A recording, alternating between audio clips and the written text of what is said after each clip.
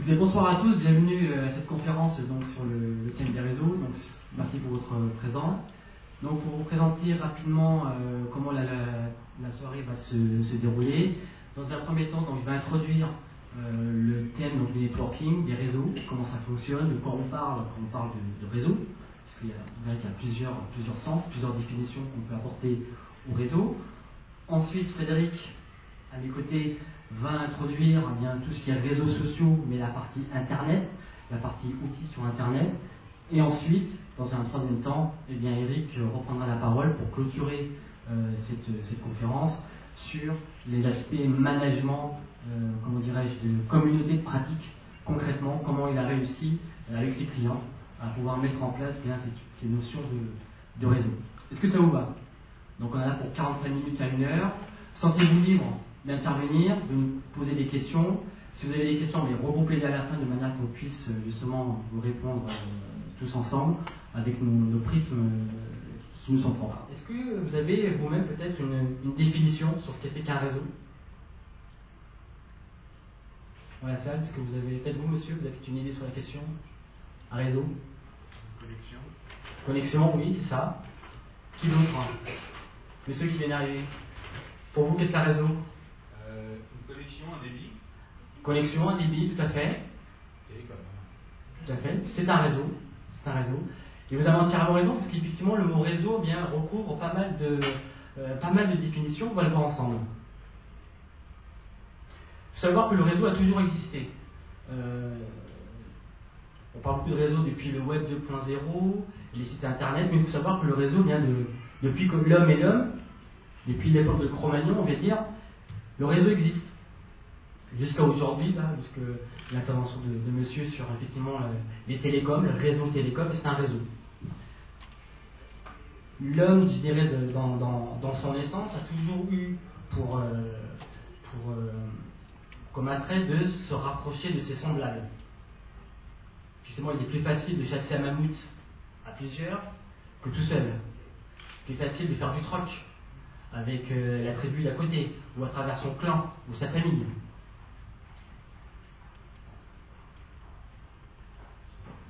Donc on parle de réseau, on peut parler effectivement de réseau, d'un réseau humain, d'un réseau physique, réseau nerveux, par exemple, mais aussi par exemple d'un réseau aéroportuaire, dans le domaine du transport, par exemple, de réseau mafieux, c'est un réseau, connexion, dans le sens un peu négatif du terme. Et là, vous avez un exemple de réseau d'un graphe, d'un réseau type Facebook, sur lequel j'imagine que Frédéric reviendra plus tard. Donc voilà, le terme réseau regroupe plusieurs définitions. La définition qu'on va prendre aujourd'hui, c'est qu'est-ce qu'un réseau? Et comme vous l'avez dit, c'est un ensemble connecté les uns aux autres. Ça peut être des objets, ça peut être des personnes, ça peut être des nœuds en termes d'organisation, des nœuds de personnes, des entités, et qui permettent de faire circuler de l'information ou un flux ou un échange entre plusieurs points. De manière très synthétique, c'est ça un réseau. Et le networking, dans tout ça, eh bien justement, c'est la mise en œuvre des compétences qui permettent d'alimenter et de faire vivre son réseau afin de partager des ressources, quelles qu'elles soient. Ça peut être de l'information, ça peut être du business, ça peut être pour du recrutement, ça peut être également dans les rapports affectifs, pour trouver bien son âme sœur, c'est un réseau, comme par exemple Mythique, Match, etc. C'est une forme de réseau, c'est une forme de networking. Et l'intelligence collective, parlez-vous la petite animation, eh bien c'est les capacités cognitives, c'est un point sur lequel Eric reviendra par la suite, qui permettent de faire vivre cette communauté. On va vivre en communauté, donc des communautés de pratique sur lesquelles on va se rassembler. Je pense qu'il y a dans l'assistance, il y a des personnes qui pourraient effectivement fonctionner en communauté de pratique, notamment dans le domaine informatique, par exemple, mais on pourrait dupliquer ces communautés dans d'autres domaines. Pourquoi c'est efficace? Pourquoi effectivement faire du réseau pour un professionnel, notamment, c'est fondamental? Parce qu'elle permet d'accéder à un certain nombre de ressources, comme je l'ai dit, qui sont fondamentales, encore une fois, et importantes pour le développement de son entreprise. Exemple, l'information, comme je l'ai dit, ça peut être également de la mise en contact, la mise en relation.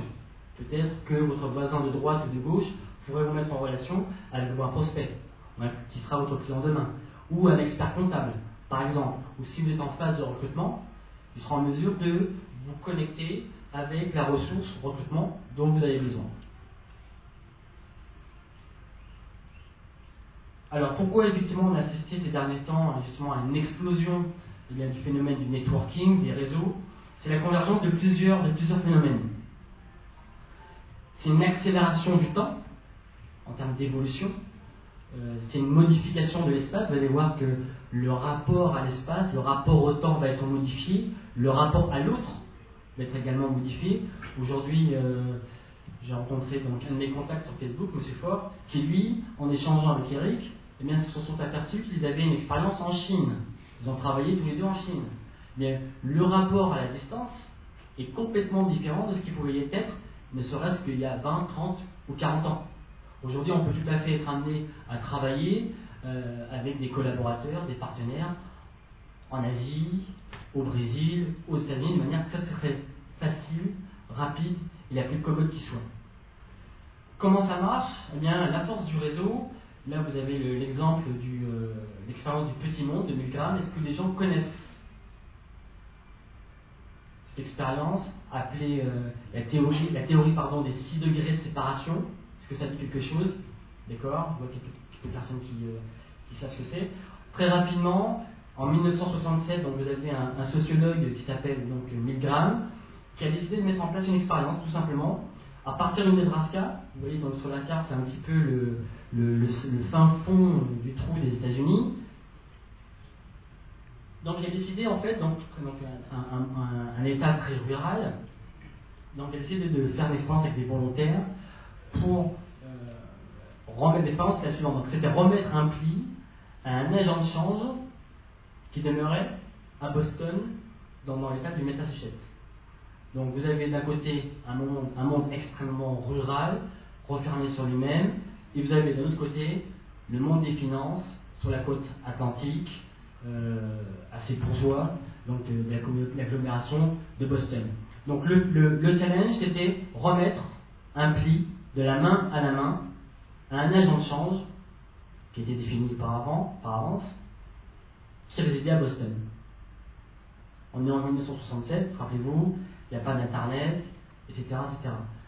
Donc ce qui s'est passé, c'est qu'effectivement, le pli est arrivé à destination, sans que les gens soient directement connectés avec ce fameux agent de change qui habitait à Boston. Donc il a mis en évidence le fait que, effectivement, le nombre moyen de maillons, si vous voulez, de points entre la personne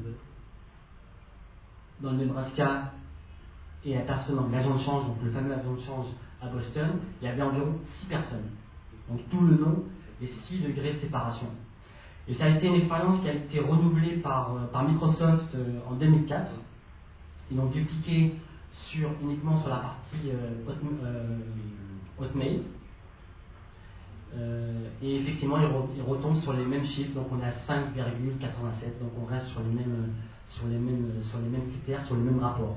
Donc, ensuite on a modélisé cela, entre une personne dans le monde et vous, n'importe laquelle, par exemple le pape, il y a moins de 6 personnes. Donc on peut s'amuser. Je vous présente la table aussi dans la suite de la présentation, qui est une application qui a été faite il y a quelques mois de cela, sur en fait l'envoi d'un pli, encore une fois, à Boston. Ils ont refait la théorie de Milgram pour après le montrer d'autres illustrations dans le milieu, par exemple de la guerre, par exemple de la guérison du cancer, et on verra l'application dans le business. Alors ce qui est intéressant, c'est en quoi, encore pour moi, ça peut être utile de savoir qu'entre moi et une autre personne, un individu dans le monde, il y a moins de 6 degrés, c'est notamment pour la partie prospection. C'est-à-dire qu'entre moi et mon client de demain, il y a moins de 6 personnes. Donc le jeu maintenant va être d'identifier le chemin qui sépare moi et mon futur client, tout simplement. Donc voilà l'illustration, donc les 6 degrés de séparation. Donc encore une fois, le défi c'est de trouver les 6 personnes qui vous séparent. Donc on accélère un petit peu puisqu'on est un petit peu pris par le temps. Donc le phénomène des réseaux, c'est pas un phénomène, encore une fois, c'est pas un phénomène nouveau. Il a été étudié, disséqué par de nombreux sociologues.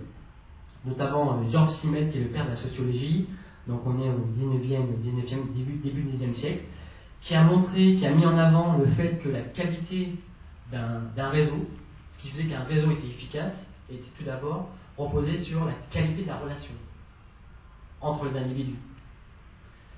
Moreno, lui, a mis en évidence la force des réseaux.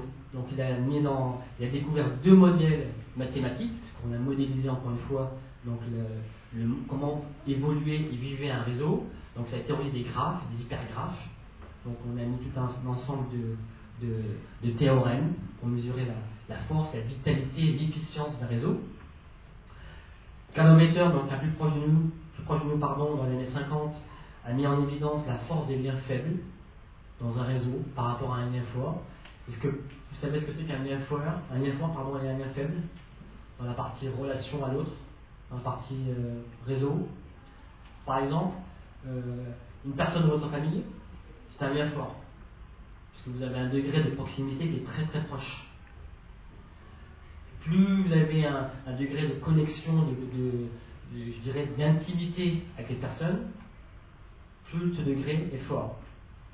Et paradoxalement, dans le réseau, ce qui marche, c'est la force des liens faibles. Plus un lien est faible, paradoxalement, c'est par ce type de connexion que vous allez avoir le plus de remontées, d'informations, etc., etc.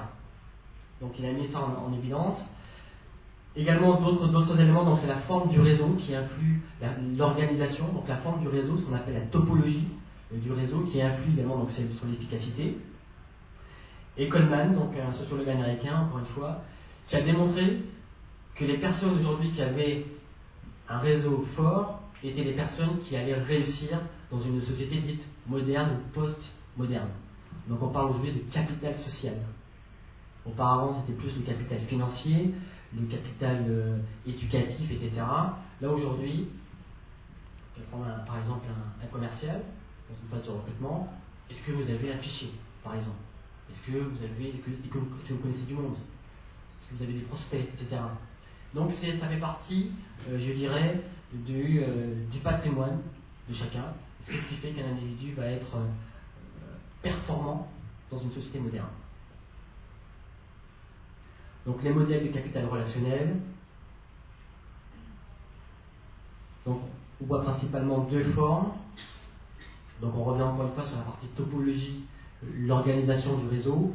Donc là, en haut à droite, vous avez ce qu'on appelle un cercle.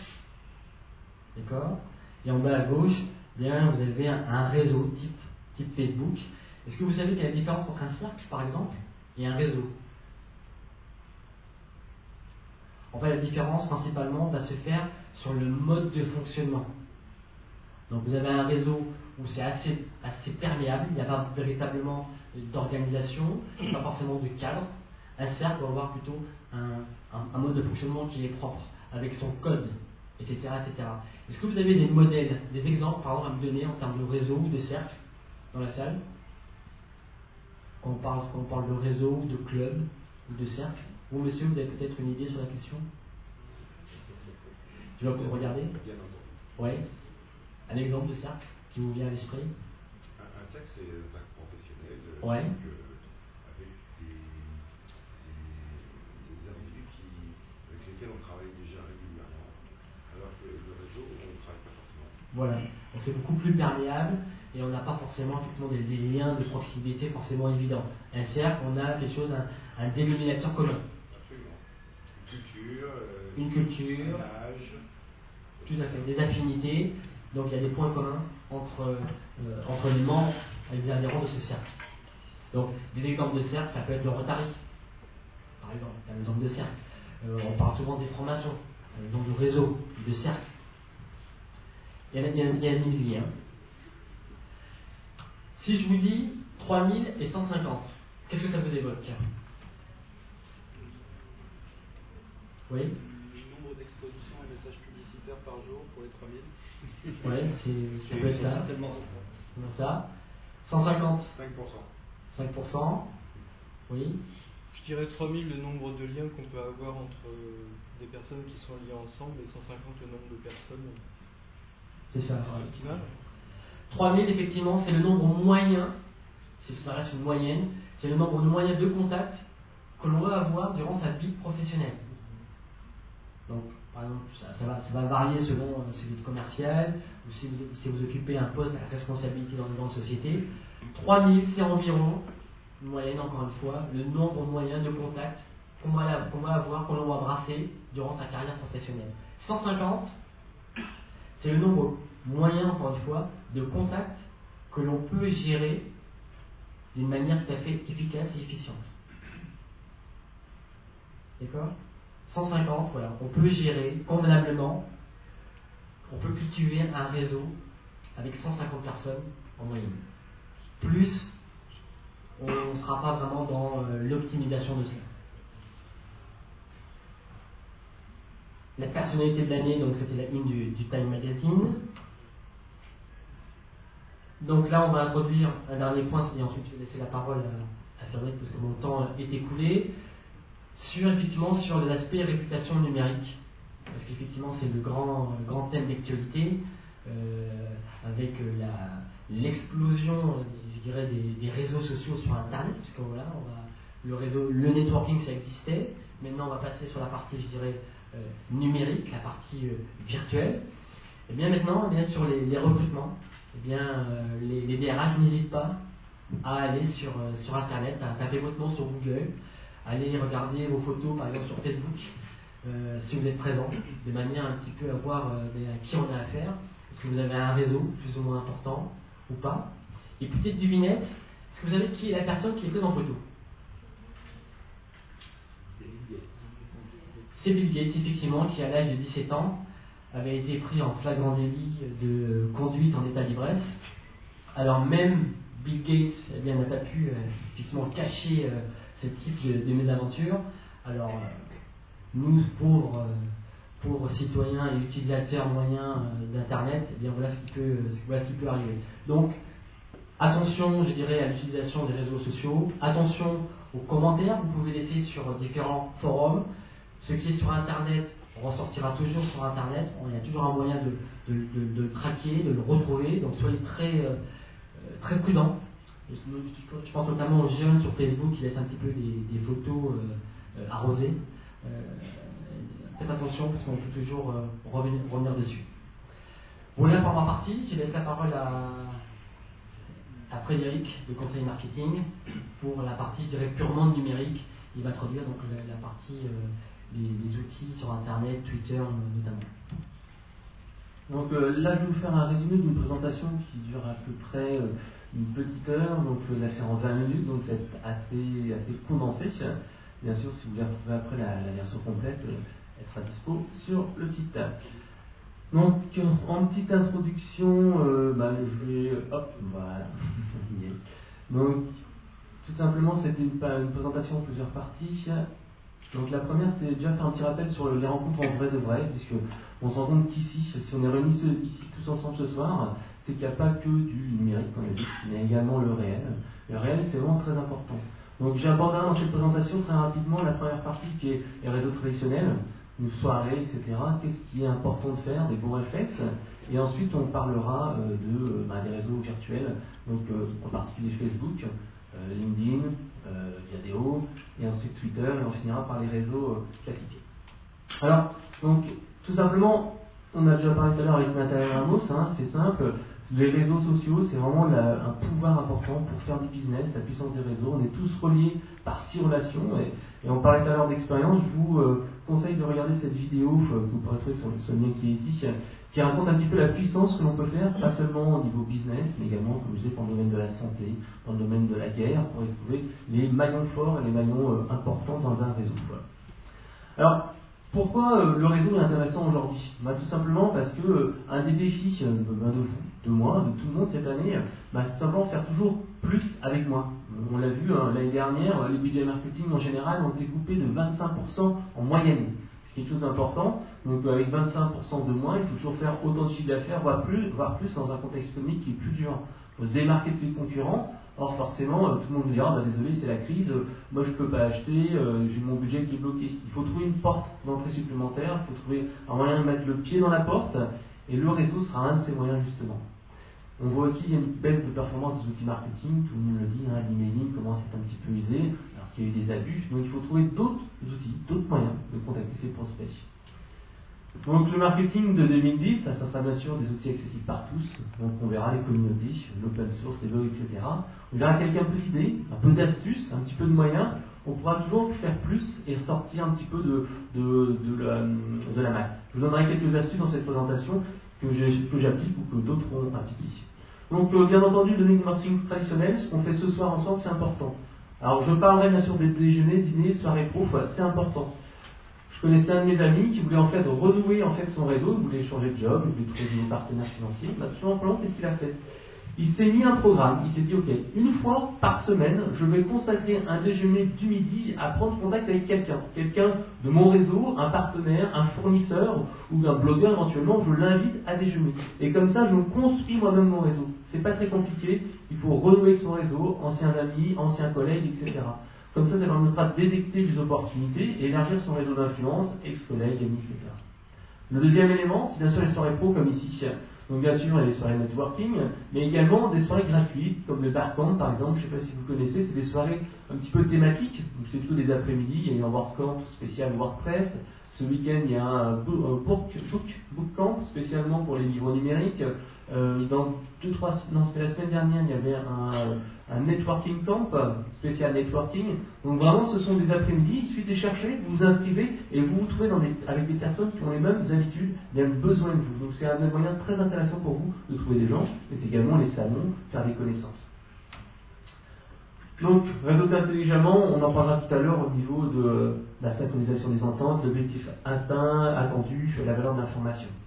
Alors, ce qui est important dans une soirée, c'est de savoir également briser la glace. On en a parlé, l'espace est très important. On le verra quand vous avez un dîner professionnel, quand vous êtes dans une soirée, c'est important de bien se passer. Sur une table, il ne faut pas se mettre aux extrémités, il faut bien sûr se mettre au centre pour être au maximum, en contact avec un maximum de personnes. Donc bien sûr, quand on est aussi dans une soirée un petit peu networking comme ici, où on connaît personne, l'important c'est d'arriver tôt, repérer les gens qui sont tout seuls, timides, être un petit peu aussi à deux à chasser. J'avais une technique comme ça, avec un ami, on allait dans une soirée pour se donner un défi, ok? On est tous les deux, on va chasser et on se dit ok, on va faire 10 contacts. Donc c'était une petite motivation, on était à deux, bonjour, je me présente, je suis Bidule, et puis voilà, c'est un petit peu d'émulation, parce que lorsqu'on est tout seul, c'est pas forcément facile. Un petit truc aussi qui marche très bien actuellement, c'est l'iPhone. Je vous dis systématiquement, moi aussi j'ai ce petit engin là, et donc tout simplement, dès que je vois quelqu'un avec l'iPhone, je dis ah toi aussi t'as l'iPhone, t'as quoi comme application? Un outil super efficace pour prendre des contacts. Et bien sûr, les phrases types, comment vous avez trouvé le... Excuse-moi, j'ai pas d'iPhone. Comment je fais pour rentrer en contact avec toi? Tu peux me trouver par internet éventuellement. Mais donc il y a beaucoup de choses comme ça qui sont des petits outils qui, mine de rien, marchent très très bien. Et bien sûr, les phrases types, comme je disais, comment vous avez trouvé l'endroit, c'était sympa la soirée, c'est la première fois que vous venez, le lieu est vachement bien, et où est par exemple le bar, etc. Ça, c'est des petites phrases toujours utiles. Donc bien sûr, le meilleur networking traditionnel, c'est savoir expliquer ce qu'on fait, le pitch. Ça, bien sûr, je ne vous l'apprendrai pas, mais en 30 secondes, dire voilà, je fais ci, ça, et je m'adresse à mes clients. Bien sûr, il faut être clair, il ne faut pas non plus la jouer vendeur d'encyclopédie, etc., ou d'aspirateur. Chercher à aider, c'est quelque chose qui est très important. La vente en 2 temps. Il n'y a pas encore très longtemps, j'ai rencontré une personne dans une soirée, et on a discuté comme ça, et puis elle m'a dit ouais, je suis intéressé par ceci. Mais j'ai dit il n'y a pas de problème. Si tu veux, je t'envoie un doc, j'en ai parlé il n'y a pas très longtemps, je t'envoie cet article-là, cet élément-là, ça va t'aider. Et puis après, comme ça, bien sûr, tu gardes le contact, on garde une relation, on établit une relation plus que une simple relation de contact, on a vraiment une relation concrète, et comme on a donné quelque chose à quelqu'un, tout simplement après il vous sent redevable. Ça c'est quelque chose qui marche très très bien également. Aider pour ensuite recevoir. Donc bien sûr, comme je disais, planifier du temps dans son agenda, c'est-à-dire par exemple une fois par semaine, je vais me faire une soirée networking, où je vais rencontrer quelqu'un. Bien sûr, venir avec un objectif précis. Encore un exemple, lors d'une soirée en fait, je voulais rencontrer un fournisseur, un prescripteur dans mon domaine. Je savais qu'il y avait mon concurrent qui travaillait avec lui, il avait fait une opération. Ça m'ennuie un peu parce que c'était un concurrent assez important. Donc je me suis dit, ok, je sais qu'il y a une soirée de remise de trophées professionnels, je sais qu'il sera là. Tout ce que j'ai fait, je me suis pointé, je me dis, ok, ce soir, mon objectif c'est de le rencontrer. Donc j'ai attendu qu'il passe là. Coup de bol, ils ont reçu un prix pour leur site internet. Okay, pas de problème, j'ai été après les féliciter, on a pris un ou deux coupes de champagne ensemble, et hop, comme ça, on a pu discuter. Je dis, ouais, ça serait pas mal de faire ça, je trouvais bien ce que vous faites comme partenaire avec cette personne, j'aimerais faire la même chose. Et grâce à ça, en fait, on a mis en place ce partenariat, et finalement, on est allé plus loin, et on a supplanté notre concurrent, on est devenu leur partenaire numéro 1, et on a organisé une dizaine de journées portes ouvertes gratuitement. Donc c'est vraiment un objectif précis, et se dire, je vais faire ça, et je le fais. Donc arriver tôt, pour éviter en fait les gens qui sont en groupe, qui justement partent après les soirées, donc, et partir tôt, ça ne sert à rien de rester jusqu'à 23h dans une soirée, les bons contacts, généralement, vous les faites dès le départ. Donc conservez les cartes de visite pour les emails, très important. Et le petit truc, c'est quand vous avez une carte de visite, en dos, vous notez tout ce qui concerne la personne. Et comme ça, quand vous rentrez, vous vous souvenez, ah, j'ai fait ci, j'ai fait ça. Donc un petit rappel, un contact dans une soirée n'est pas un prospect. Il n'y a pas encore très longtemps, j'ai un de mes amis qui a fait l'expérience. Il s'est dit, ok, je vais prendre toutes les cartes de visite que j'ai récoltées, je vais leur envoyer un emailing pour leur faire part de l'ouverture de la boîte. Et il a reçu quelques petits emails sympas. Alors le networking, en pratique, je voulais faire ça, quelque chose que j'ai déjà fait en fait en soirée, c'est quelque chose d'assez sympa. C'est simplement, vous êtes ici dans la salle, ok, on parle de networking, mais on n'aura pas le réflexe ensemble d'échanger. Donc ce que je vous propose tout simplement, c'est de prendre une carte de visite dans votre portefeuille et de la donner à la personne qui est à votre gauche et donner à la personne qui est à votre droite. Et simplement, comme ça, vous allez pouvoir lire la conversation ou la personne d'après.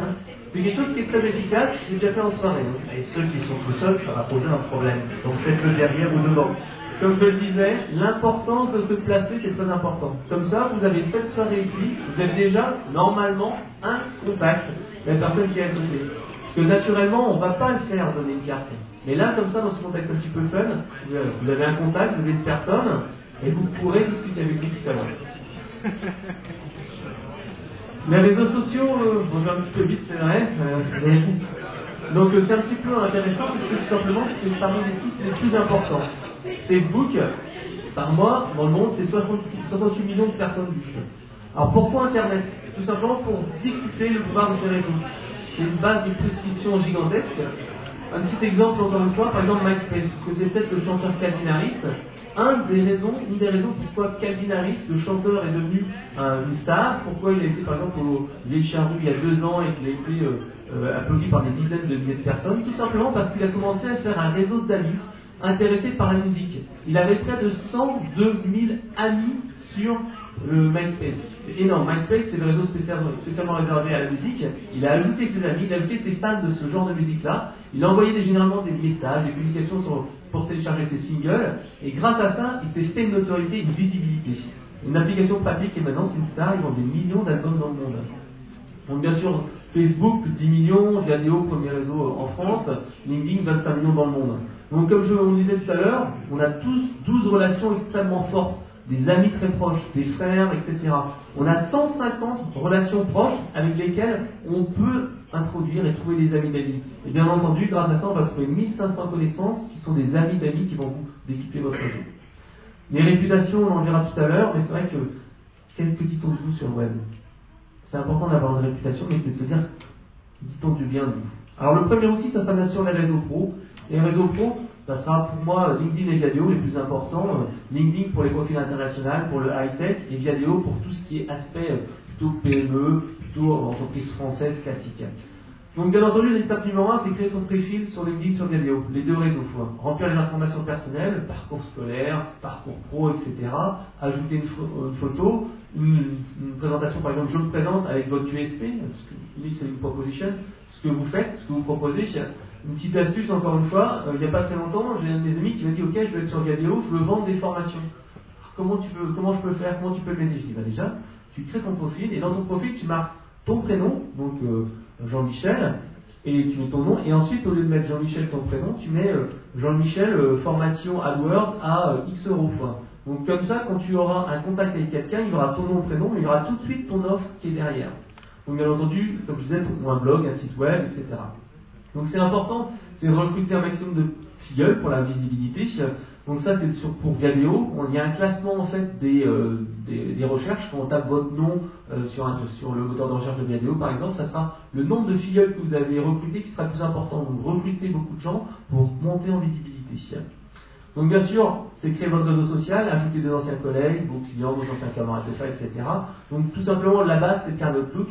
En moi, la base pour tout le networking, c'est important, c'est vraiment votre carnet Outlook. C'est votre carnet Outlook qui est votre mémoire, c'est pas Facebook, c'est pas Viadeo, c'est pas LinkedIn, c'est pas X, c'est les emails. Les emails qui vous serviront de base dans tous les réseaux pour les créer. Donc bien sûr, il faut accepter les suggestions d'amis et à chaque fois faire un message personnalisé. Quand vous avez un ami qui vous contacte ou un contact professionnel, vous allez voir son site, vous allez voir ce qu'il propose et après vous envoyez un message. Donc promouvoir Viadeo pour recruter des gens via son blog, son site internet, j'en viendrai tout à l'heure. Donc les outils, tout simplement les annonces. Encore une fois, les annonces peuvent servir à beaucoup de choses. Encore un exemple concret, pratique. J'avais un e-book que j'ai promu il n'y a pas très longtemps sur Twitter, auquel comment l'utiliser. Tout simplement, j'ai fait une annonce. Cet e-book, il est tout le temps gratuit, tout le temps en téléchargement. Ce que j'ai fait une annonce spéciale. J'ai dit, ok, pendant un mois, pour tous les gens de Viadeo, c'est gratuit. Alors c'est gratuit tout le temps, mais bon. Ça a fait comme ça venir une 60aine de personnes qui sont venues tout seuls. J'ai fait un événement, ça a pris 30 secondes. Ce soir, cet événement où vous êtes ici, je l'ai également relayé vers Viadeo. C'est un élément de visibilité. Les groupes thématiques, c'est le deuxième outil le plus important sur Viadeo. Bien sûr, vous avez le vôtre, créez votre groupe thématique. S'il existe déjà des milliers de groupes, il y a toujours une précision supplémentaire. Si je parle des réseaux sociaux, ok, il y en a déjà qui existent. Mais réseaux sociaux pro pour développer son business, il n'y en a pas 50. Donc vous créez un nouveau réseau, et comme ça, ce sont les prospects qui viendront chez vous. Et bien entendu, il y a les autres réseaux sociaux, enfin réseaux groupes plutôt, où vous pouvez poster des messages, sans faire trop de spam. Encore une petite astuce, si vous publiez des messages sur Viadeo par exemple, si vous publiez tout le temps le même titre, le même message, forcément vous serez catégorisé en spam et supprimé. Petite astuce consiste tout simplement à modifier un petit peu l'intitulé, modifier un petit peu le début, et comme ça vous pourrez être présent dans plusieurs dizaines de groupes. Donc contacter directement les membres, c'est important. C'est l'utilisation en fait de Viadeo, ok, je veux recruter quelqu'un. Mais on sait très bien que Viadeo, on envoie des messages, on en reçoit des tonnes, on ne les lit pas. Je connais deux personnes qui l'utilisent de manière différente. Ils l'utilisent, la première, simplement pour cibler.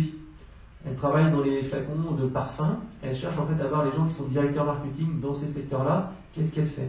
Elle cherche l'entreprise, elle cherche la responsable de la com, et ensuite elle prospecte, elle a la bonne personne, elle a son profil, elle dit voilà, je veux parler à madame Untel, qui est directeur marketing de telle société. Donc elle va au standard, elle passe le barrage de la secrétaire grâce à ça. Deuxième personne que je connais, c'est une petite boîte, ils sont high-tech. Tout simplement, ils veulent avoir des contacts avec des grosses entreprises pour vendre des widgets un peu techno. Qu'est-ce qu'ils font? Tout simplement, cette personne-là a trouvé une bonne astuce, elle a un blog. Et elle dit voilà, je suis Tintin du blog Bidule, et je voudrais vous interviewer pour savoir comment vous gérez les widgets dans votre société. Qu'est-ce qu'elle fait? La personne dit waouh, c'est un journaliste, c'est quelqu'un qui est intéressant. Bon, ok, je réponds. Elle répond. Le mec après fait donc un billet sur son blog, mais grâce à ça, en fait, il a toutes les forces et faiblesses de la personne. Et après, il dit mais vous savez qu'on a un blog, mais on a aussi un service qui pourrait vous aider pour faire ça, qui résoudrait vos problèmes de faire ça. Grâce à ça, il a décroché un contrat, par exemple, avec la Fnac. Donc un gros contrat de plusieurs milliers d'euros. Donc c'est quelque chose qui marche. Les petites annonces, ok, publier ou commenter des articles, ça c'est également quelque chose qui est très important. Vous avez par exemple Serge-Henri Michel, marketing professionnel, systématiquement, il met un bouton publier sur Viadeo sur son blog. Et là, il n'y a pas très longtemps, j'ai rencontré les gens de Viadeo, ils m'ont dit ouais, ok, on vous voit parce qu'on voit tout le temps, tous les week-ends, on voit votre blog qui ressort. Ben oui, tout simplement, il y a des visites, les gens votent et ils ont une visibilité comme ça gratuite sur le site de Viadeo. Les badges sur les sites web, faire de la pub, par exemple sur LinkedIn. Pour l'instant, c'est niveau mondial, mais on peut très bien faire des annonces publicitaires pour promouvoir ses produits sur LinkedIn. Mais également utiliser des widgets, par exemple, pour partager ses présentations SlideShare sur LinkedIn. Là, un exemple, vous voyez ici, j'ai bien mis Frédéric de conseillermarketing.fr, j'ai pas mis Frédéric Canevet, j'ai mis mon avant ma promo, j'ai créé des groupes, bonne pratique en marketing, j'ai rejoint des groupes ciblés et je les utilise pour promouvoir certains sites. Ça, c'est par exemple la publicité ciblée qu'on peut faire sur LinkedIn. Après, on a un ciblage géographique qui malheureusement ne sont pas encore poussés pour la France, mais on peut cibler les États-Unis, Australie, etc. Et très bientôt, bien entendu, la France. Facebook, tout le monde me dit Facebook c'est pour les gamins, etc. Non, c'est faux. On peut le voir ici avec le graphique, les 35-45 ans, les 45-54 ans représentent beaucoup de monde. C'est vraiment, pour moi, une des meilleures sources de prospects et de sources de communication. Et en plus, c'est graphique. Donc l'important, c'est d'avoir deux profils. Un profil pro, un profil perso, un profil pour son entreprise et un profil pour soi. Donc il y a toujours, comme on l'a dit Nathanaël, séparer les données, pro, perso. Ajoutez ces contacts via l'ajout automatique du carnet d'adresse Outlook, comme je le disais. La base centrale, c'est votre email. Donc inclure des contacts, rechercher des amis, rechercher des personnes influentes dans votre secteur. Je vous conseille tout simplement, allez sur le top blog de Wikio, tapez Wikio top blog, et vous avez les blogueurs les plus influents dans certaines thématiques. je suis intéressé par le marketing, je suis intéressé par high-tech, je suis intéressé par le jeu, je suis intéressé par ceci, repérez-les, ajoutez-les, et comme ça vous avez des influenceurs que vous pourrez contacter et après contacter directement via Facebook. Les URL personnalisées, forcément on s'appelle par exemple www.facebook.com/conseil marketing et on le met dans sa signature d'email, on met un badge sur son site internet, on utilise Facebook Connect pour savoir qui vient sur votre page et ainsi créer une communauté automatiquement. On lie son compte à son compte Twitter, à son blog pour publier automatiquement des messages. Si vous êtes mon ami sur Facebook, vous verrez que tous les matins à 7h30 vous avez la pub du jour, tous les jours à peu près 8h30 vous avez un article, tout simplement c'est de la publication automatique. Je publie ces éléments-là.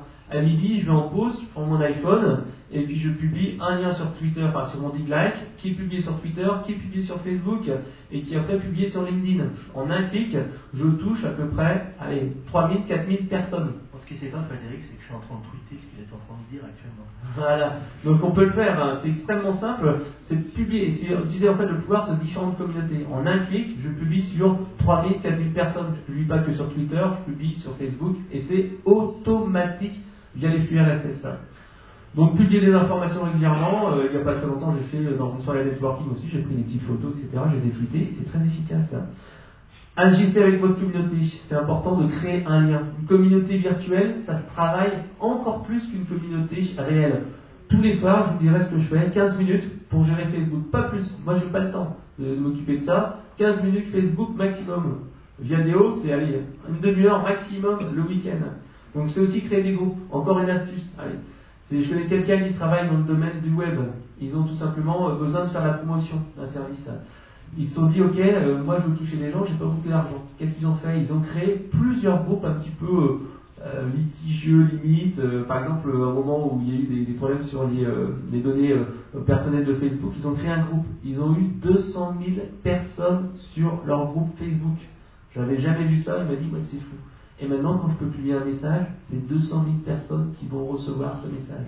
Complètement incroyable. Et voilà.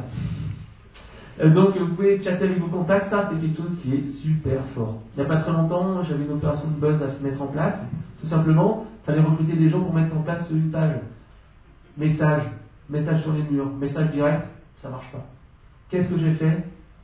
Un petit message dans le chat à des influenceurs, à des gens intéressants, et là tout de suite ça a marché parce que les gens ne sont pas habitués à recevoir ce message de chat et c'est un lien direct, c'est une communication directe. Le chat Facebook, c'est quelque chose qui est très intéressant à utiliser. Donc bien sûr les campagnes de pub sur Facebook, ça aussi c'est très intéressant. C'est devenu un petit peu cher maintenant, mais très très intéressant pour toucher les gens. Donc bien sûr, comme d'habitude, un profil, des tweets, des images, des photos, etc. de l'interaction. 15 minutes tous les jours, qu'est-ce qu'on fait? On va essayer de trouver les amis de mes amis, qui sont aussi mes amis. Gérer les demandes d'amis, voir leur profil, laisser un message personnel. Quand j'ai le temps, c'est dans 90% des cas, j'ai une personne qui m'ajoute comme ami, je vais systématiquement voir son profil, je vais voir s'il a un site, et je dis toujours, salut, comment ça va, on se connaît quoi? Par des amis ou par mon site? Et ben dans à peu près 30% des cas, les gens m'ont ajouté sans me connaître. Ils me disent, ah tiens, ton site, je vais faire un tour. On génère du visite, on génère de l'intérêt, on génère du trafic.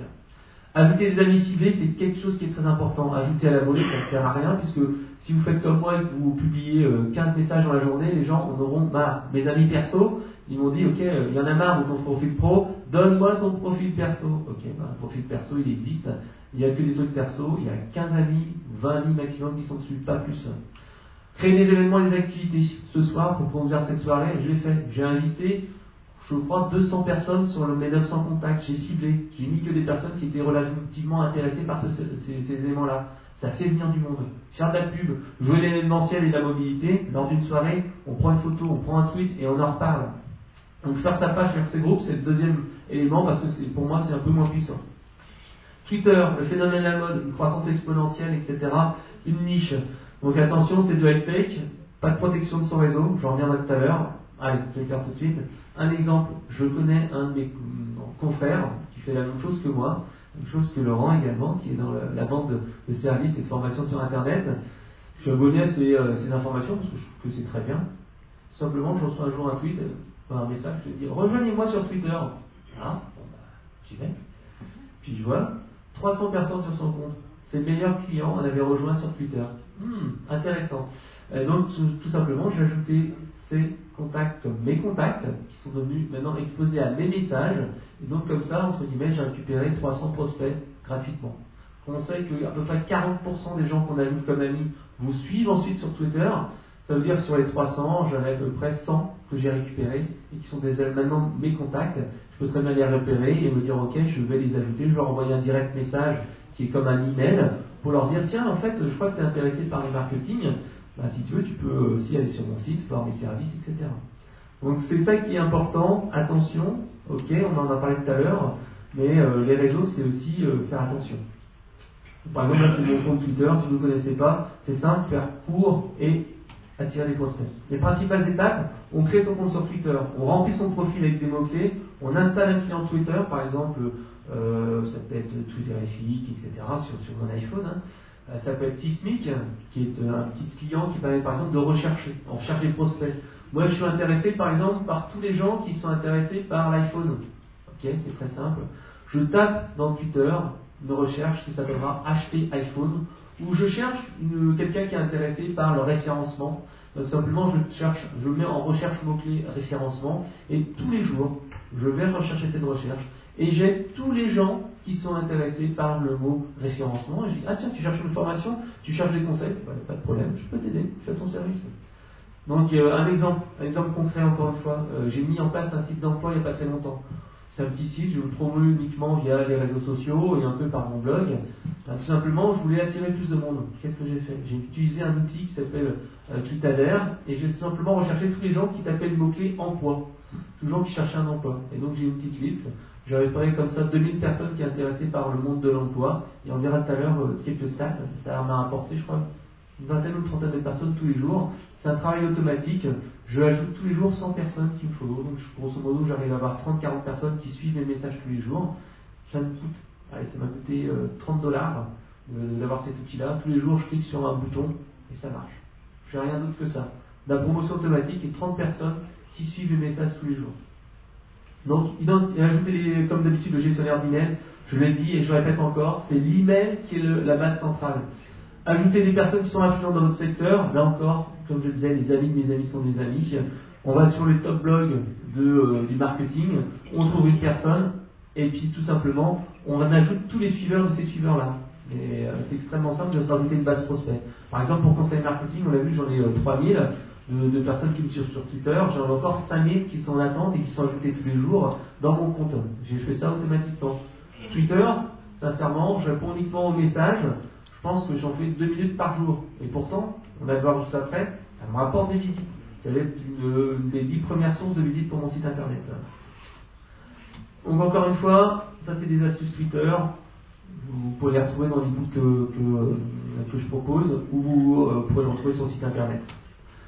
Des outils à Twitter, comme je disais, des outils pour gérer les tendances, repérer des mots-clés, etc. On en retrouvera des tonnes. Quelques pratiques. Là, j'ai mis 2 sites internet, entreprisemarketing.fr, Job Marketing. C'est des sites en fait que je promeus exclusivement par les réseaux sociaux. Je ne fais pas de promotion AdWords, je ne fais pas de promotion ou presque par newsletter, etc. Ben, on peut voir que Twitter, c'est quand même ce mois-ci 1191 visiteurs pour entreprise marketing. Par Facebook, c'est 639. Je fais rien. Je vais juste publier des liens tous les jours. Ça me prend 3 secondes et c'est fait. Donc, quelques secrets de pro, ajouter de la valeur ajoutée. On ne parle pas que de soi. Publier souvent, mais surtout publier bien. Ça ne sert à rien de publier tous les jours. Il faut publier un article de qualité. Encore un exemple, j'ai fait un article qui est 103 conseils pour réussir sur le web. Ben, tout simplement, j'y ai passé, je pense, 2 jours à écrire cet article-là. Mais c'est l'article qui m'a emmené plusieurs centaines, voire plusieurs milliers de personnes.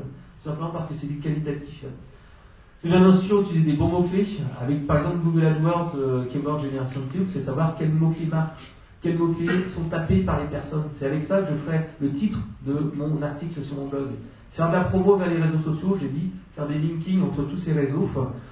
Faire de temps en temps des articles grand public pour attirer les gens nouveaux. Ne pas faire que de la promo ou du MeToo, ça sert à rien de republier des trucs qu'on a déjà vu 50 000 fois. Faire de l'original, parler de ce que vous savez faire. Se faire des contacts, se renouveler. Tout était dit, mais toujours une manière différente de le faire. Quelles contraintes? Par contre, c'est vrai que bloguer, c'est pas si simple. Il faut aussi mettre à peu près 4 heures par semaine quand on le fait vraiment très sérieusement ou avec des résultats. 2 heures par jour, là tout de suite, vous aurez un résultat tout à fait efficace. On peut se dire, ok, une demi-heure par semaine aussi, mais on ne pourra pas s'attendre à autre chose que d'avoir une carte de visite professionnelle. C'est des résultats sur le long terme, 2 à 3 mois pour avoir des premiers résultats. Il y a une très grosse concurrence. Il y a une barrière à l'entrée extrêmement importante pour les nouveaux. Il vaut mieux parfois se regrouper. Actuellement, les blogs qui marchent le mieux, les nouveaux blogs, c'est les gens qui s'allient. On est 2-3, on est experts, et on monte ensemble une thématique. Ou alors, c'est bénéficier de la visibilité. Par exemple, marketing professionnel, conseil marketing, simplement, on cherche les visiteurs et on se fait connaître. Les astuces, donc le guest posting, l'interview, ça c'est quelque chose qui est très sympa. Si vous voulez être visible, par exemple, avec un blogueur important dans votre secteur d'activité, vous dites, ok, je trouve que ce que tu fais est vraiment génial, je voudrais faire une interview, est-ce qu'on peut passer quelques temps ensemble? On fait une interview, et après vous avez 9 chances sur 10 que la personne dise, ah, en fait, allez voir l'interview que j'ai faite dans tel site internet. Vous gagnez de la visibilité, vous gagnez rien. C'est également faire du placement produit. Si vous vendez un produit, un service, donnez-le à une personne, si c'est un e-book ou n'importe quoi, donnez-le gratuitement. Si vous avez quelque chose de physique, c'est encore mieux. Encore une astuce, quelque chose qui marche très bien. Il y a Didier Gemarek de Leadshare, qui est une entreprise internet qui fait du conseil en web. Simplement, il m'a dit, ok, moi j'ai envie de me faire connaître auprès des grands blogueurs, j'ai envie de devenir connu. J'ai un peu de moyens, mais j'ai quoi? J'ai 1000, 2000 euros. Comment je peux faire? Il a été extrêmement intelligent. Il a touché la sensibilité des blogueurs, leur ego. Il a sorti une carte physique, un papier, 2 fois un A3, qu'il a fait imprimer, avec les sites web marketing qui comptent en France. Et il a mis les principaux sites. Ensuite, il a envoyé tout simplement cette carte physique qui était assez jolie, assez bien faite, à toutes les personnes qui étaient sur cette carte-là. Et sur à peu près la 50aine de personnes qui étaient sur la carte, il y en a une vingtaine, parmi les plus influents, qui ont dit oh, ok, je suis parti d'une nouvelle carte, les blogueurs les plus influents. Quelqu'un aurait fait une image de son côté en faisant une liste, il n'aurait eu aucun succès. Mais envoyer quelque chose de physique dans un monde qui devient de plus en plus virtuel, ça a fait un effet maximum. Donc faites-le avec peut-être vos produits, avec vos services. Après, il faut également faire de la récup. On utilise ces articles, on les republie sur des réseaux sociaux, on les republie par exemple pour faire des vidéos. Moi, systématiquement, quand je fais un article qui est vraiment extrêmement bien, j'en fais une vidéo que je publie sur YouTube, Dailymotion, etc. On le verra tout à l'heure après sur ces autres réseaux sociaux. Liez ces réseaux, commentez, surfez, et comme on dit, plus on surfe, plus on est visible. Et bien sûr, quelque chose d'une règle de base, ok, je passe 50% de mon temps à faire du contenu, mais il faut que je passe 50% de mon temps à faire de la promo. Si vous faites publier pour publier, vous allez vous épuiser, vous allez complètement devenir asséché, vous allez faire d'overburning. Il ne faut pas faire ça, il faut publier plutôt de qualité et surtout faire la promotion à d'autres personnes qui sont dans la même thématique. Donc les autres réseaux, c'est pas mal qu'il est fait heureusement, mais c'est un petit exemple, YouTube, Blogger, Dailymotion, etc. Il y en a énormément. N'importe quoi, n'importe lequel de ces réseaux sont un réseau que vous pouvez utiliser. Vous êtes photographe, vous êtes dans le monde de la photo, c'est Flickr qu'il faut utiliser. Vous êtes dans le monde de la vidéo, utilisez YouTube. YouTube, c'est un des moyens extrêmement intéressants maintenant d'être référencé sur Internet. Maintenant, avec la recherche intégrale, vous pouvez être présent sur des critères géographiques, sur des critères vidéo. C'est super intéressant. Un exemple concret, Bing, le nouveau moteur de Microsoft. Ce qui est assez intéressant, c'est que sur le mot-clé, par exemple, marketing, c'est un mot-clé qui est hyper concurrentiel. Pour être présent sur marketing, c'est très dur. Je pense que je suis limite sur la première page. Par contre, comme j'ai fait des vidéos qui ont été bien vues sur le marketing, dès que vous allez sur vidéo, vous tombez sur moi dans les 2-3 premières pages. Donc, ça m'apporte des visiteurs, tout simplement parce que j'ai choisi un autre canal de communication qui est moins concurrentiel que les mots-clés traditionnels, mais j'ai choisi la vidéo. Mais c'est également bénéficier des millions d'utilisateurs qui lisent des vidéos sur YouTube pour se faire connaître. Un exemple encore une fois, un truc qui n'a rien à voir, qui est concret et pratique. Un de mes amis est passionné de cuisine. Il a un petit blog sur la cuisine, mais bon, il a un peu de mal à se faire connaître. Il a commencé à se faire des vidéos. Il se filme, très bonne qualité, très bien fait, mais des petits effets spéciaux. Voilà, bon, ça marchote comme ci, comme ça. Qu'est-ce qu'il a fait? Il a fait un petit peu un crime de lèse-majesté. Il a fait une version du poulet massé, mais à la Thibaut. Ça a été le rush, à peu près, je crois que c'est eu entre 5000 et 9000 visites de sa vidéo en une journée. Il était en homepage de Dailymotion parce que c'était un sacrilège. Il y a eu des dizaines, voire des centaines de commentaires, souvent insultants, sur sa vidéo. Et il a eu plusieurs centaines de visites sur son site web. Tout ce qu'il a fait, il a fait une vidéo intéressante qui a buzzé et qui a remonté. Donc il n'a pas été en homepage, certes, du Dailymotion, mais il était en homepage de la rubrique cuisine ou quelque chose comme ça. Donc on peut y arriver, c'est un outil supplémentaire. Il y a d'autres personnes qui utilisent l'inverse. Ils se disent voilà, ok, moi je ne veux pas utiliser la base de la communauté, je veux créer ma propre communauté. C'est moi qui vais être le fédérateur. Par exemple, il y a une personne qui a créé le site BuzzPoker qui veut être en fait le site des fans de la communauté des fans de poker.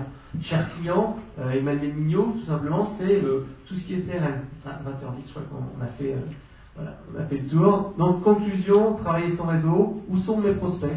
Je ne veux pas choisir n'importe quel réseau. Travailler son réseau, c'est un travail de longue haleine. Choisir 2-3 réseaux et s'y cantonner. Se rencontrer en vrai comme ce soir. Le web n'est qu'un outil. Être une personne et pas une entreprise, c'est pas que de la promo, c'est établir des relations, communiquer, ne pas être un robot spammer et savoir donner plus que recevoir. Hop, alors, je vais laisser la suite. Merci beaucoup, Frédéric. Effectivement, vous avez vu, c'est tellement riche que je l'ai arrêté parce que, comme il est passionné et très performant, ce qu'il ne voyait pas, c'est qu'en fait, j'arrêtais pas de tweeter moi aussi et que j'envoyais des petites astuces sur ce qu'il disait. Merci Nathanaël aussi. Moi, je vais juste conclure et reprendre une spécialité qui est la mienne. Ces messieurs vous ont montré pratiquement tout ce qu'il fallait voir, mais il faut après rentrer dans les détails. Ils sont là pour vous. Moi, je vais vous parler plus de stratégie. C'est-à-dire que là, on a parlé de communication, on a parlé de buzz, on a parlé de volume, on a parlé d'identité. Maintenant, ce qui est intéressant d'utiliser, c'est le réseau pour créer de la valeur. C'est-à-dire que là, nous sommes dans un monde cloisonné. Le réseau vous aide à décloisonner, mais pour faire quoi? Pour faire des choses qui vont vous permettre, d'un côté ou d'un autre, on appelle ça win-win, de créer de la valeur partageable. Donc, c'est créer du projet, c'est créer de la transmission financière entre un acheteur et un vendeur, c'est créer un partenariat pour aller, je sais pas, attaquer la Chine, prendre un marché en Inde, c'est compléter un produit technique que je ne sais pas faire tout seul parce que je suis une petite PME et que c'est pas mal de rester petit. Donc je vais trouver un cercle de compétences complémentaires, c'est-à-dire des gens complémentaires à moi, mais je vais les trouver où? Avec le réseau, ils vous l'ont dit. Mais tout ça c'est bien, ils vous ont dit des tas de choses extraordinaires, mais il y a une chose qui est fondamentale. Et vous allez le voir tout à l'heure après. C'est est-ce que je suis compris de l'autre?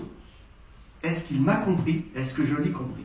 On a parlé de présentation, les Américains appellent le pitch level, c'est la petite présentation rapide que vous devez apprendre par cœur. Sinon, on bafouille. Qui va être la première clé que vous allez mettre dans la tête, dans le cerveau de la personne en soirée? Vous allez en voir beaucoup. Donc, il ne faut pas qu'il y ait interprétation. Il ne faut pas que les mots soient tellement ambigus qu'ils vous envoient un boulanger alors que vous cherchez un technicien en, je sais pas moi, en réseau informatique. Parce que lui, il a pensé au réseau, il va envoyer quelqu'un de la SNCF. Parce que c'est réseau, ferroviaire. Donc, c'est très clair. Ça, travaillez-le, il faut que ça soit précis, il faut que ça soit dans les mots des autres, pas dans les vôtres. Attention au jargon technique. Donc votre présentation doit être très claire, surtout dans le mot des autres, elle doit peut-être même s'adapter. Parce que vous n'êtes pas toujours dans le même environnement, dans une soirée, ça peut être une soirée thématique, des banquiers, pas beaucoup, mais des fois il y en a. Mais ça peut être aussi des gens de votre métier, vous êtes de la médecine, on ne parle pas le même langage, banquier, médecin. Donc, la demande est très importante à formuler. La présentation, mais la demande. Tiens, vous avez une demande ce soir? Oui. Formulez-la. Oui, je cherche des partenaires pour promouvoir des séminaires de développement personnel et Vous demandez professionnel. de vous lever. Merci. Comme ça, tout le monde va entendre sa demande. Voilà. Bonjour, je m'appelle Araceli, je suis mexicaine. Bon, déjà, j'ai dit pour mon accent pour que vous me posiez plus de questions. Donc, je suis ici parce que nous sommes une association et nous promouvons des événements sur les développements personnels et professionnels, le leadership, coaching et aussi du côté plus méditation. Super. Tout le monde a compris, c'était court, concis. Effectivement, il faut que notre demande soit préparée. Quand vous venez dans une soirée, quand vous êtes dans un salon, quand vous êtes n'importe où, vous faites du réseau, du business networking, appelons comme vous voulez, il faut que vous sachiez, vous ayez au moins 2 objectifs, pas 3, pas 10, parce qu'après, on se noie, mais au moins 2. Et que ceux-là, vous les ayez clairement dans votre tête pour pouvoir les dire. Sinon, si vous ne me le dites pas, comment voulez-vous que moi, je puisse le dire à d'autres? Parce que quand vous faites du réseau, il ne faut pas penser que vous allez trouver la solution ici. Mais nous, on a tous des réseaux. Donc, si moi j'ai bien compris votre demande, j'ai entendu sa demande, moi, a priori, ça ne me concerne pas. Mais il se peut que j'ai quelqu'un que je vais rencontrer ou que je sais déjà, qui peut être intéressé. Donc quand je vais rentrer, on aura échangé les cartes, bien sûr, je dirais, bah, écoute, j'ai rencontré quelqu'un, elle paraît sympathique, elle a l'air très cohérente dans sa demande, vous feriez bien de vous rencontrer. C'est pas une recommandation, hein, je la connais pas, mais j'ai l'impression de rendre service à mon ami, à ma relation, parce que je lui fais gagner du temps en rencontrant madame. Voilà. Donc la demande doit être très claire, la présentation doit être très claire. Je sais que mon collègue il a du mal à me suivre parce que j'ai cette habitude, je le fais exprès d'ailleurs. Ici vous avez un des meilleurs cinéastes, Clap TV, qui régulièrement nous fait des interventions. Ça c'est très important. En networking maintenant, faites des films. Ils l'ont dit, buzzer avec des films, c'est bien mieux que d'écrire tout le monde ne lit plus, on est saturé, trop d'informations, plus d'informations. Par contre, tout le monde est très intéressé par les vidéos, c'est pour ça qu'on l'a fait, pas par hasard. Hein. Donc, on se présente, on a la demande, on est clair, on s'est fait comprendre, tout de suite, derrière, relancez vos contacts. Combien de gens prennent des cartes et leur parlent pas? Donc, nous sommes des humains. Donc, même si on n'a rien à se dire, simplement dire comment vous avez trouvé la soirée, vous avez fait des rencontres, peut-être que la personne va vous dire qu'elle a fait une rencontre que vous n'avez pas faite vous. Donc, en faisant ce contact, en disant, ah oui, mais vous veniez pourquoi? Ah ben moi, je cherchais des clients dans le domaine de la médecine parce que j'ai un produit super intéressant. Mais j'en ai pas trouvé. Et l'autre veut dire, ah bon, mais moi j'en ai une. Ah ben, donnez-moi le nom. Ah ben, ça y est, c'est aussi simplement, c'est-à-dire qu'en fait, vous avez rappelé. Donc, en rappelant, vous faites des contacts, vous faites des amis. On l'a dit tout à l'heure, on a fait un petit test. C'est plus difficile après de faire des projets quand on est très éloigné. Donc, il y a un Lyonnais qui vient par hasard à Paris, vous allez le retrouver sur les réseaux. C'est très excitant de passer des infos, mais vous aurez du mal à faire du projet parce que vous ne pourrez pas vous rencontrer physiquement.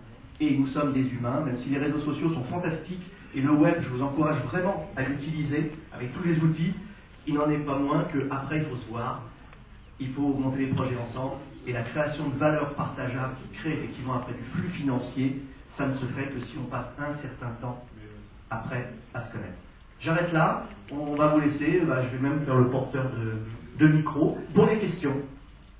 Bonsoir, j'ai une question, et c'est plus par rapport à Facebook, LinkedIn et Viadeo. Comment arrivez-vous à gérer en fait les trois en parallèle, puisque ça demande du temps? Pour moi, c'est un outil de push surtout. Et à la rigueur, pour contacter des personnes un petit peu originales, un petit peu influentes, c'est intéressant, puisque, par exemple, un exemple, Jean-Luc Raymond, qui est un des tweeters les plus influents en France, il doit avoir 60 000 ou 70 000 personnes qui suivent ses messages tous les jours. Quand j'ai sorti mon e-book sur Twitter, je lui ai dit ok, salut Jean-Luc, parce qu'on était suivait de temps en temps. Je pense pas qu'il suive tous mes messages, mais bon, je lui ai envoyé un message direct, je lui ai dit tiens salut, est-ce que tu sais que j'ai sorti un e-book, tu peux le télécharger gratuitement là-dessus, qu'est-ce que tu en penses? 2 jours après, il avait mis mon e-book dans ses tweets, et donc ça m'a ramené de la visibilité des visites, parce que comme il est très influent, tout ce qu'il dit sera relayé. Donc c'est un effort de communication qui est assez faible au niveau de la publication automatique des messages, donc de liens de blog, etc., ou d'événements, comme on dit, tout est ici.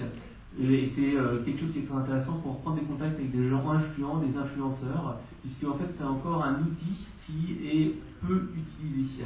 Mais il faut faire attention.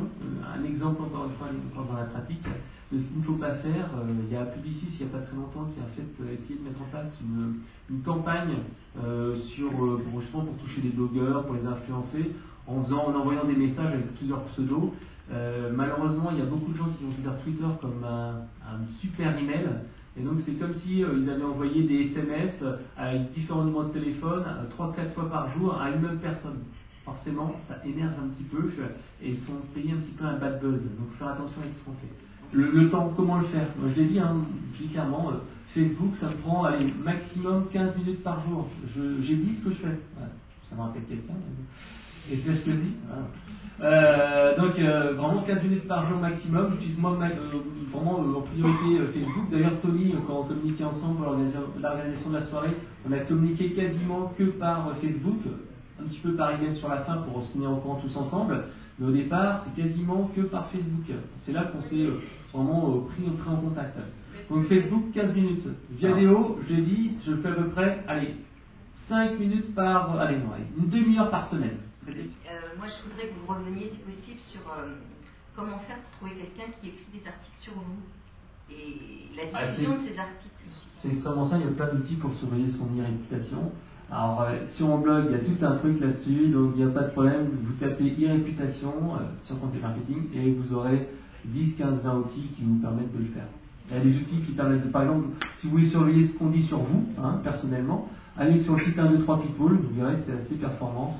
C'est assez drôle de voir, mais ma photo sur LinkedIn, ma photo sur Viadeo, ma photo sur tel site internet. Et là, vous verrez après un certain nombre d'informations. C'est la base. Après, vous faites un Google Alert, vous faites une alerte sur votre nom, etc. Enfin, le mieux, c'est de tous avoir un Google Alert sur votre nom. Vous voyez ce que c'est Google Alert? Dans les outils Google, on connaît le moteur de recherche, il y en a plein, vous tapez dans les plus. Vous trouvez toute une liste de plein de choses, notamment un petit truc qui s'appelle Alerte. C'est-à-dire qu'en fait, c'est une zone, vous y rentrez ce que vous voulez, donc en fait, on fait de la veille avec ça, et vous allez avoir automatiquement un email qui va vous arriver dans votre boîte à lettres, par jour ou par semaine, c'est vous qui choisissez. Donc vous allez y mettre votre nom et votre prénom. Dès que quelque chose arrivera sur Internet, vous serez le premier averti. C'est très très pratique pour avoir de la proactivité plutôt que de la réactivité sur quelque chose qu'on vous entend, qu'on a fait sur vous, mais que quelqu'un vous a dit « Tiens, t'as vu, on t'a vu sur... Ah merde, je n'étais pas au courant ». Et en principe, c'est jamais amusant. Donc là, avec cet outil-là, ça vous permet au moins tout de suite de savoir qu'il s'est passé quelque chose, quelle est la copine du copain qui m'a mis la photo, que ça ne va pas du tout pour mon image professionnelle. C'est un outil gratuit, mais bon, il y a des limites. Ça ne vaut pas les outils professionnels. On termine alors? Oui, écoutez, on a terminé. C'est juste l'annonce pour la soirée du 22. Donc, Tony refait une autre soirée le 22 octobre dans le même lieu. Avec cette fois, toujours une conférence sur le networking. On va aborder plutôt les parties 3 et 4, qui sont les règles d'or du networking, encore d'autres conseils, encore d'autres cas pratiques, et les bons outils du networker. On va parler de gestion de contact, de carte de visite, et de petites astuces. Donc, si vous avez aimé cette conférence, rendez-vous dans un petit mois. Et surtout, faites du buzz, donc en parlez, vous, à d'autres personnes. Effectivement, on n'a pas pu tout traiter, on aurait pu parler, mon sujet était aussi d'aborder les communautés, comment créer effectivement ses propres communautés, créer de l'intelligence collective, comment trouver ses solutions personnelles grâce à l'activation du potentiel des solutions globales. C'est très puissant, restez pas tout seul. Quand on est indépendant, par exemple, sortez à plusieurs, prospectez à plusieurs, montez vos stratégies, mutualisez, coopérez, faites de la synergie, tout ça sont les déclinaisons d'organisation des réseaux. Nathanaël, un sujet? Merci encore pour votre participation sur le réseau. On restera tous les trois dans la soirée pour pouvoir répondre aux questions et davantage, pour pouvoir justement approfondir des points sur lesquels vous êtes intéressés.